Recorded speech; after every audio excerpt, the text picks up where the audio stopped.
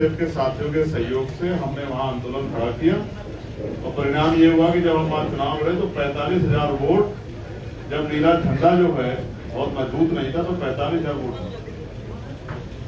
तो मैं ये महसूस कर रहा था कि जो पुराना आंदोलन था, आज तो साधन है, संसाधन है, मीडिया भी कवर करता है, तब तो कुछ भी नहीं था। तब तो आदमी आदमी से जाके बात करता था, अपनी बात कहता था, विचारधारा के आधार पर समझाता था। जो लोग समझ जाते थे वो साथ खड़े हो जाते थे और जो खड़े हो जाते थे फिर वो तोड़े से टूटते नहीं थे। आज तो भरोसा भी नहीं है कि जीत के आओगे किसके वोट से और कौन सी पार्टी में चले जाओगे। आज के हालात तो आप देख ही रहे हो। पहले यहाँ राज्यसभा चुनाव में देखा आपने, विपक्ष की पार्टी के 8 MLA चले गए, सत्ताधारी पार्टी के राज्यसभा मेंबर को वोट दे दिए।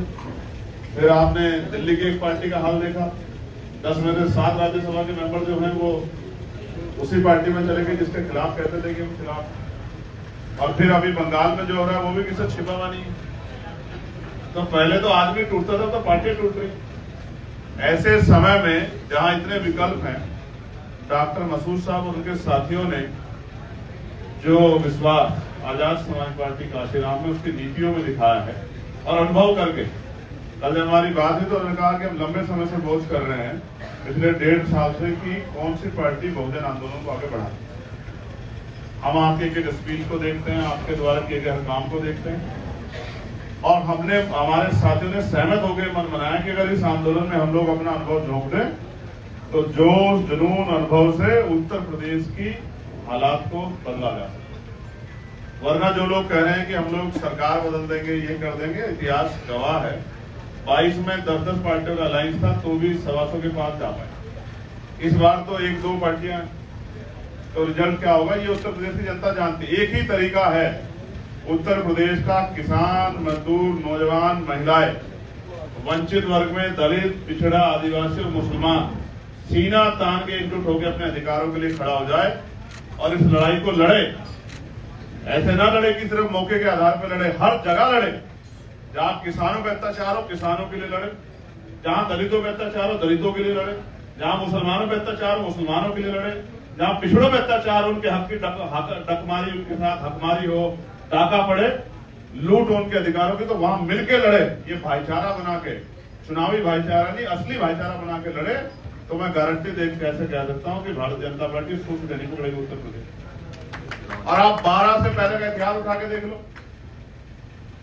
3-3 हजार 5-5 हजार वोट मिलते थे। लेकिन जब नफरत के बीज बोए गए और नफरत की फसल काटी गई तो परिणाम ये हुआ कि जिनके पास वोट है वो बर्फ में लग गए और जो जिनके पास नोट है और सिर्फ किसी तरह से पोलराइज करके राजनीति कर ली जाए वो दल आगे बढ़ गया। तो हम सब लोग मिलकर ये प्रयास करेंगे उत्तर प्रदेश में कि आजाद समाज पार्टी काशीराम इन बड़े दलों को इस तरह से पीछे छोड़े जैसे नगीना में छोड़ा।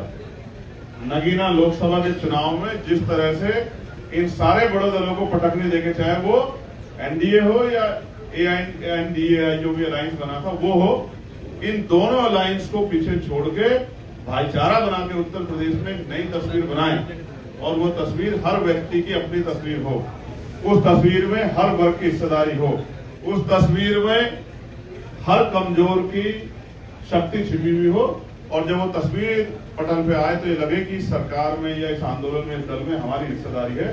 जब तक ये नहीं होगा तब तक बात नहीं बनेगी। तो मैं डॉक्टर मसूद जी का, क्योंकि वो बहुत अनुभवी हैं, काशीराम साहब के सिपाही रहे हैं, तो अभी धीरे धीरे काशीराम साहब के जो सिपाही थे जिन्होंने पिछला आंदोलन खड़ा किया था वो सब आजाद समाज पार्टी काशीराम में धीरे धीरे आके जुड़ रहे। क्योंकि विचारधारा की बात है ना, विचारधारा बहुत ताकतवर होती।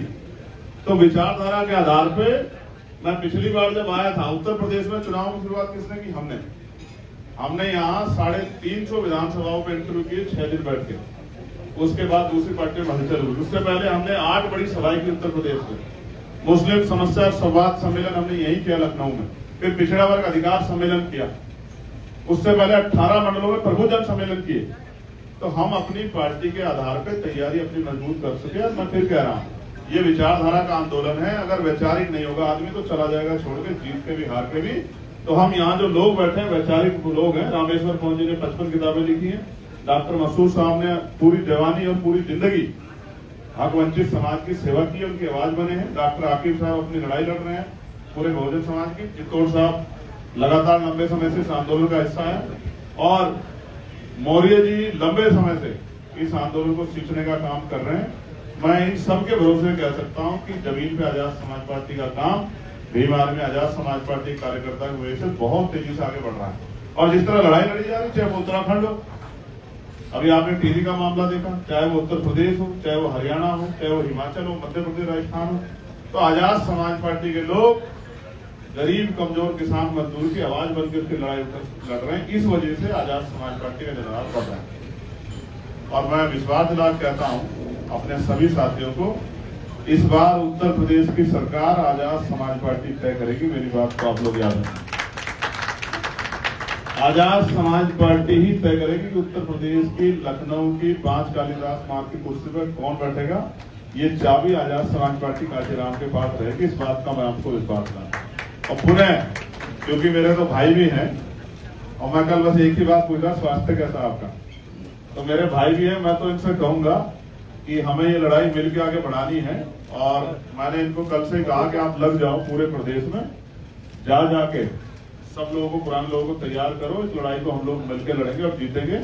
और ऐसे ही हमारे पुराने साथी एडीजी प्रेम प्रकाश साहब, वो भी बेचारे जो हैं तैयार हो गए हैं पुराने कर्मचारियों को तैयार करने के लिए। तो हमारा आंदोलन आगे बढ़ रहा है और हमें भरोसा है कि आजाद समाज पार्टी बड़ी ताकत इस बार बनेगी। तो मैं पुनः इनके सब साथियों का, जिनके नाम पढ़े हैं आदरणीय प्रदेश अध्यक्ष जी ने, उन सबका स्वागत करता हूं और पार्टी के कार्यकर्ताओं को विश्वास दिलाता हूं। जो नए साथी आज जुड़ गए, परिवार का हिस्सा बन गए, सबके सम्मान का, सबके अधिकार का, सबकी भावनाओं का सम्मान रख के आजाद समाज पार्टी आगे बढ़ेगी। और मैं ये भी बताना चाहता हूँ, डॉक्टर साहब ने मुझसे नहीं कहा कि मुझे चुनाव लड़ना है, मुझसे नहीं कहा कि भाई मुझे चुनाव लड़ना है। मुझसे तो कहा कि मैं तो इस आंदोलन की सेवा करना चाहता हूँ और जब तक मेरे अंदर लहू का आखिरी कतरा रहेगा, मैं इस कमजोर समाज की आवाज बनकर आपके साथ खड़ा हूं। तो मैं इनका स्वागत करता हूं, क्योंकि आदमी तो अभी हर चीज में सौदेबाजी करता है, सौदेबाजी करता है कि भाई ये दे दो, ये दे दो। तो इनके साथियों को भी मैं धन्यवाद करता हूं कि निष्ठा जगह पार्टी इनके पूरे सम्मान का ख्याल रखी। बहुत बहुत धन्यवाद आप सबको। आप यहाँ मीडिया के बंधुओं ने भी आप सबको बहुत बहुत बधाई, धन्यवाद। जय भीम, जय भारत, जय संविधान, जय मंडल, जय जोहार, जय जवान, जय किसान, जय लोकतंत्र, जय विज्ञान। सर उत्तर प्रदेश में